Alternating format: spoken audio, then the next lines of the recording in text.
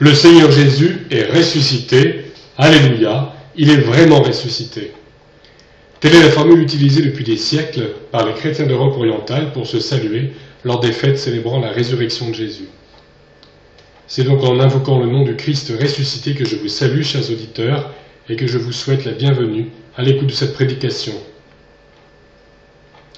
Bien sûr, chacun des 4 évangiles raconte la résurrection de Jésus. Nous avons donc, comme c'est souvent le cas lorsqu'il s'agit de lire un épisode de la vie de Jésus, l'embarras du choix. C'est l'évangile selon Marc dont je vous propose la lecture au chapitre 16, les versets 1 à 7. Lorsque le sabbat fut passé, Marie de Magdala, Marie mère de Jacques et Salomé achetèrent des aromates afin d'aller embaumer Jésus. Le premier jour de la semaine, elles se rendirent au sépulcre de grand matin, comme le soleil venait de se lever. Elles disaient entre elles, « Qui nous roulera la pierre, loin de l'entrée du sépulcre ?» Et levant les yeux, elles aperçurent que la pierre, qui était très grande, avait été roulée. Elles entrèrent dans le sépulcre, virent un jeune homme assis à droite, vêtu d'une robe blanche, et elles furent épouvantées. Il leur dit, « Ne vous épouvantez pas, vous cherchez Jésus de Nazareth qui a été crucifié, il est ressuscité, il n'est point ici, voici le lieu où on l'avait mis. Mais allez dire à ses disciples et à Pierre qu'il vous précède en Galilée, c'est là que vous le verrez, comme il vous l'a dit. » Voilà pour la lecture de la parole de Dieu. Alors tout d'abord, après cette lecture, entendons-nous bien sur ce qu'est une résurrection. Une résurrection, c'est le relèvement, c'est ce que veut dire le mot grec, hein, anastasis, relèvement, c'est le relèvement d'un mort, d'un vrai mort qui redevient un vrai vivant, pourrais-je dire. Une mort totale suivie d'un retour véritable à la vie corporelle. Le récit biblique parle bien d'un décès constaté et non d'un coma dépassé ou d'une transe suivi d'un réveil, ni même d'un décès suivi d'une résurrection purement spirituelle. On n'est pas obligé de croire ce que dit la Bible, mais il est clair que ce qu'elle dit, c'est que Jésus est réellement mort, puis qu'il est réellement et corporellement revenu à la vie. Tel est l'enseignement fondamental du christianisme. Christ est mort pour nos péchés, puis Dieu l'a ressuscité des morts. Jésus avait annoncé qu'il ressusciterait après avoir passé 3 jours et 3 nuits dans la tombe. Jésus compare son ensevelissement à l'engloutissement du prophète Jonas par un poisson, un signe pour les incrédules. Lisons Matthieu 12, versets 39 et 40. Une génération méchante et adultère demande un miracle. Il ne lui sera donné d'autre miracle que celui du prophète Jonas. Car de même que Jonas fut 3 jours et 3 nuits dans le ventre d'un grand poisson, de même le Fils de l'homme sera 3 jours et 3 nuits dans les entrailles de la terre. Alors pour ce qui est du récit de Jonas, je vous invite à vous reporter au petit livre éponyme dans l'Ancien Testament, le livre de Jonas. 3 jours et 3 nuits dans le sépulcre, c'est bien ce qu'en dit l'Évangile, 3 jours et 3 nuits. Donc, la tradition selon laquelle Jésus serait mort un vendredi après-midi et ressuscité un dimanche matin ne colle pas du tout au texte biblique.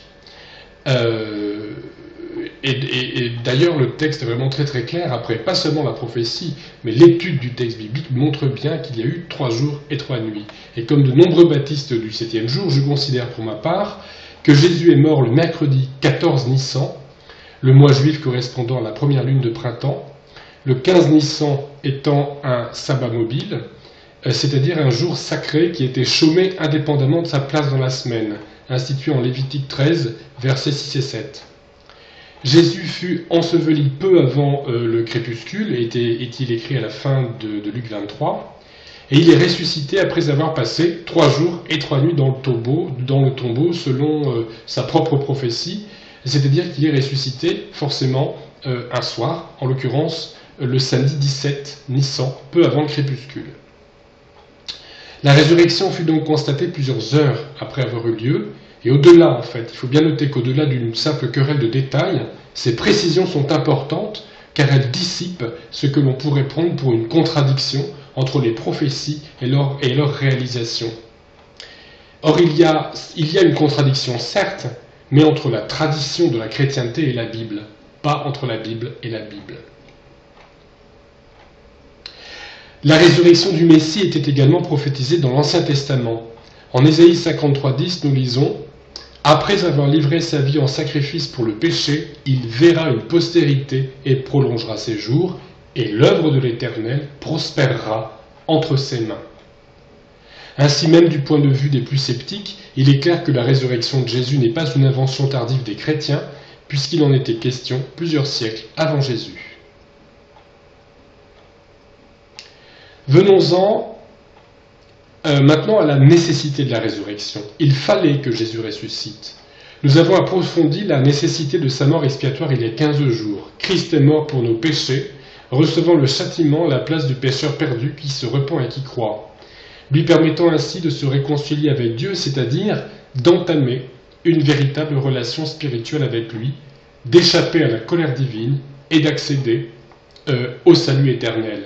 Mais il fallait aussi que sa mission salvatrice accomplie, il ressuscite, et ceci pour plusieurs raisons. Tout d'abord, il fallait que Jésus triomphe de la mort. La mort est le résultat de l'irruption du mal et du péché dans la création, et si Jésus était resté dans le tombeau, la mort serait victorieuse. Jésus est mort pour nous permettre d'accéder à la réconciliation avec Dieu et par là même à la vie éternelle. Il eût donc été paradoxal que lui-même reste dans les griffes de la mort.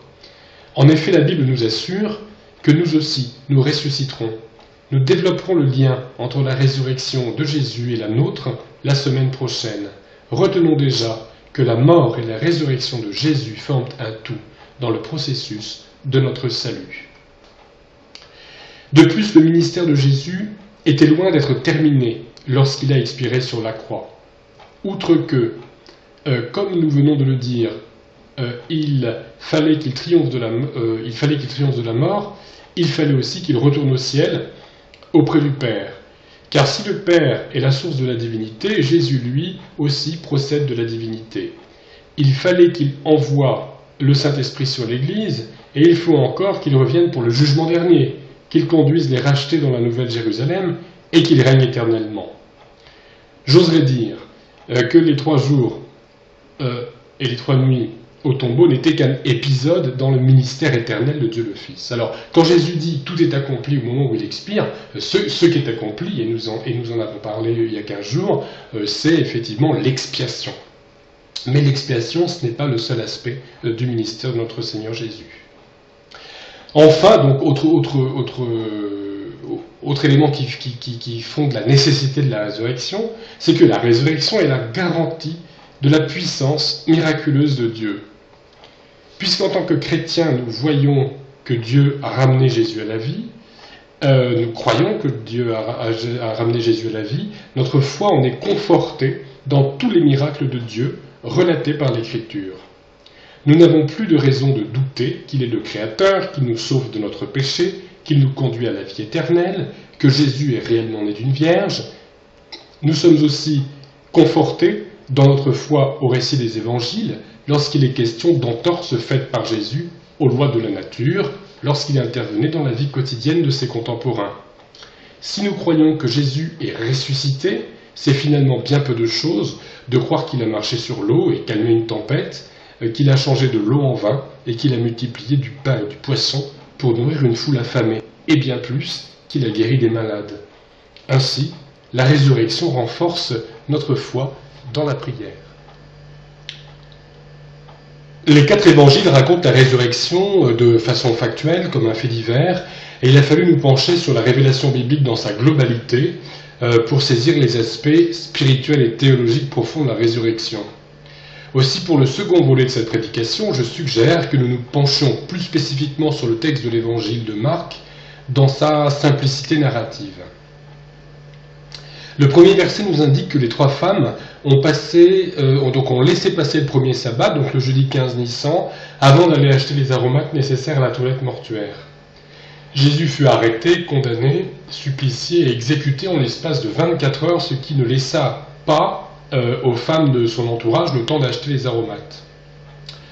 Or, il était impossible d'effectuer des achats pendant un sabbat, qu'il s'agisse d'un sabbat hebdomadaire, du vendredi soir au samedi soir, ou, comme ici, d'un sabbat mobile. Il fallait donc qu'elle s'acquitte de ce devoir le surlendemain de la mort de Jésus, le vendredi 16 Nissan. Donc, apparemment, il a fallu toute la journée du vendredi 16 pour acheter et préparer les aromates, laisser passer encore le sabbat hebdomadaire et le dimanche matin se rendre au tombeau pour procéder à la toilette mortuaire. En français, le terme embaumement désigne l'opération qui consiste à remplir un corps de substance destinée à préserver de la putréfaction. Le terme, tel qu'il est utilisé dans la plupart des traductions de la Bible en français, est en fait impropre, à prendre au sens étymologique où l'on met des baumes, c'est-à-dire des onguents, des aromates sur le corps, de façon à ce qu'il aille dans sa dernière demeure en exhalant une bonne odeur. La coutume juive n'était pas du tout de préserver le corps de la putréfaction, ce qui eût été en contradiction avec la notion biblique de retour à la poussière, mais il s'agit en fait d'une simple toilette mortuaire au cours de laquelle on entourait la dépouille de bandelettes, entre lesquelles on mettait des substances parfumées. En fait, les Judéens de cette époque plaçaient les corps dans les sépulcres 1 an ou 2 seulement, donc le temps de la décomposition. Puis les ossements étaient séparés et nettoyés et placés dans de petits caissons déposés dans des ossuaires de famille.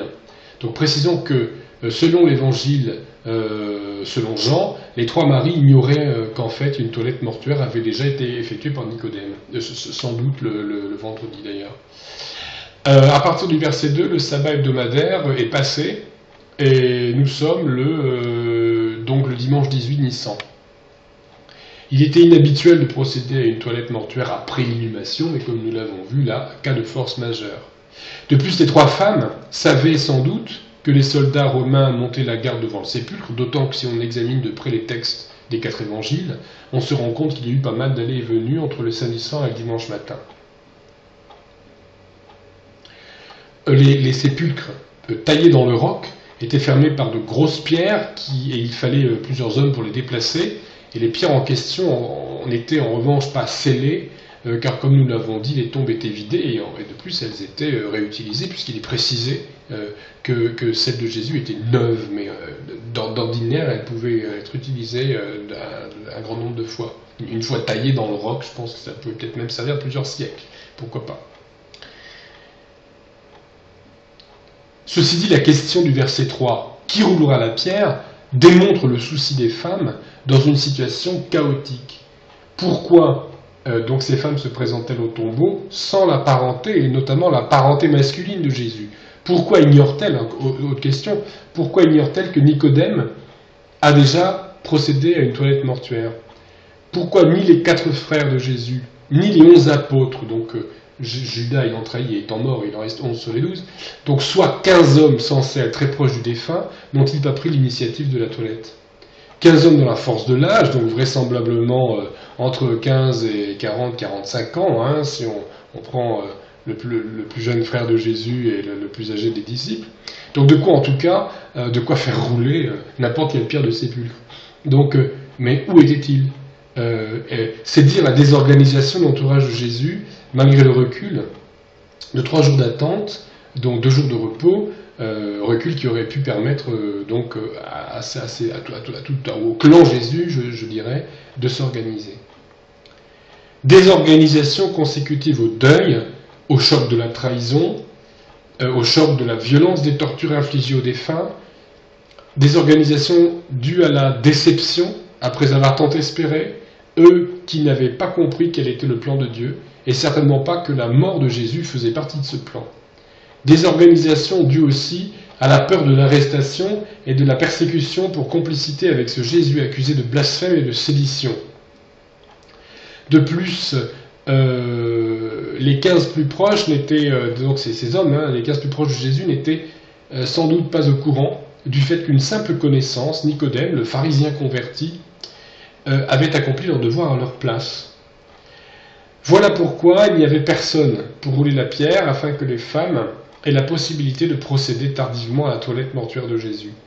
On constate toutefois que la fidélité de ces 3 femmes ne les conduit pas pour autant à comprendre le sens des prophéties relatives à la résurrection de Jésus. En effet, elles anticipent la difficulté Mais elles n'anticipent pas le miracle de la résurrection, pourtant annoncé par Jésus et par Ésaïe, qui devrait faire partie de leur foi. Comme les 15 hommes, elles sont au désespoir.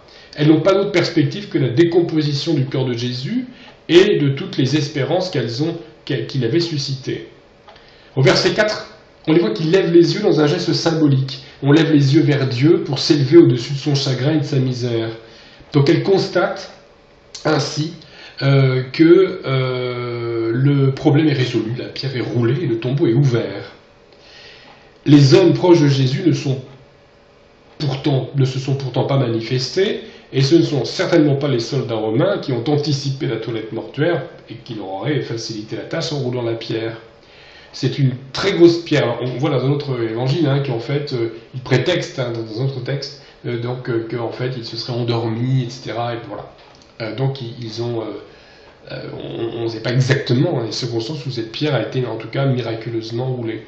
Et donc, c'est vraiment une très grosse pierre qui a enfermé Jésus dans le tombeau, et il est possible que déjà, au premier coup d'œil, les trois femmes commencent à comprendre qu'elles sont face à un miracle. Au verset 5, voici qu'un jeune homme, donc vêtu d'une robe blanche, est assis dans le tombeau, et que les trois femmes, s'adressent à lui, mais elles ont peur. Donc nous savons que c'est un ange, ce jeune homme assis dans le tombeau, grâce au récit parallèle de Matthieu 28,5. En plus, la robe blanche est un signe distinctif, si je puis dire. Donc un ange, c'est un messager de Dieu, mais avant de chercher à savoir de quel message cet ange est porteur, les trois femmes cèdent à la panique, elles furent épouvantées, est-il écrit. Et le terme est vraiment très fort. Telle est la réaction normale de l'être humain devant le surnaturel, même devant le surnaturel bienveillant. Le cerveau humain n'est pas habitué à être confronté à l'autre monde. Déjà, au moment de l'annonce de la naissance de Jésus, l'ange Gabriel avait dû rassurer Marie de Nazareth de la même manière en Luc 1,30. Donc on voit le parallèle, l'épouvante de la femme à l'annonce de la naissance et l'épouvante de ces trois femmes à l'annonce de la résurrection, toujours en présence de l'ange. C'est au verset 6 que l'ange délivre son message, et le message dont cet ange est porteur est le plus important qui soit. Le Christ n'est plus dans la tombe, il est ressuscité, la mort est vaincue, la victoire finale sur le mal est consommée, le salut du pécheur qui se repent et qui croit est assuré. Au verset 7, voilà les trois femmes chargées d'une mission. Allez dire à ses disciples et à Pierre qu'il vous précède en Galilée. Jésus n'est plus dans le tombeau et il donne un rendez-vous à ses disciples. Les trois femmes sont chargées de porter le témoignage le plus important de l'histoire de l'humanité. Elles sont témoins du fait que le tombeau du Christ est vide, qu'il est ressuscité. Cependant, elles ne l'ont pas vu vivant encore, et dans les 40 jours qui suivront, Jésus apparaîtra de nombreuses fois à ses disciples et même aux foules, jusqu'à 500 personnes à la fois, comme c'est reporté par Paul en 1 Corinthiens 15, 6. C'est sur le témoignage des disciples et des foules ayant vu Jésus-Christ vivant que repose la foi chrétienne. Parmi les centaines de gens à avoir vu le ressuscité, certains, notamment les apôtres, n'ont pas hésité à aller jusqu'au martyre pour ne pas renier leur témoignage, ce qui dit toute leur sincérité. Le rôle des chrétiens aujourd'hui est aussi de dire au monde que le Christ est ressuscité, que Dieu est vainqueur, que le salut est à la portée de la foi. L'apôtre Paul écrit en 1 Corinthiens 15, donc quelques extraits que je lis à partir des versets, entre les versets 17 et 23. « Si Christ n'est pas ressuscité, votre foi est vaine. Vous êtes encore dans vos péchés. Si c'est dans cette vie seulement que nous espérons en Christ, nous sommes les plus heureux et les plus malheureux de tous les êtres humains. Mais maintenant, Christ est ressuscité des morts, et comme tous meurent en Adam, de même aussi, nous tous revivrons en Christ, mais chacun en son rang, Christ comme prémisse, puis ceux qui appartiennent à Christ, lors de son avènement, c'est-à-dire de son retour en gloire. » La prédication de la semaine prochaine portera donc sur ce chapitre de l'Écriture, 1 Corinthiens 15. Prions le Seigneur. Merci Père Céleste d'être venu parmi nous sur la terre en la personne de ton Fils, Jésus, afin d'apporter l'Évangile, d'avoir pourvu toi-même au sacrifice de justice qui efface nos péchés et de nous avoir rendu Jésus, d'avoir vaincu la mort par la résurrection. Merci parce que nous avons l'assurance de notre propre résurrection et de notre entrée pour la vie éternelle dans la Nouvelle Jérusalem, nous qui persévérons dans une foi vivante et fructueuse en Jésus-Christ. Que le Seigneur garde chacun d'entre vous, chers auditeurs, dans la paix du cœur et la joie de la résurrection.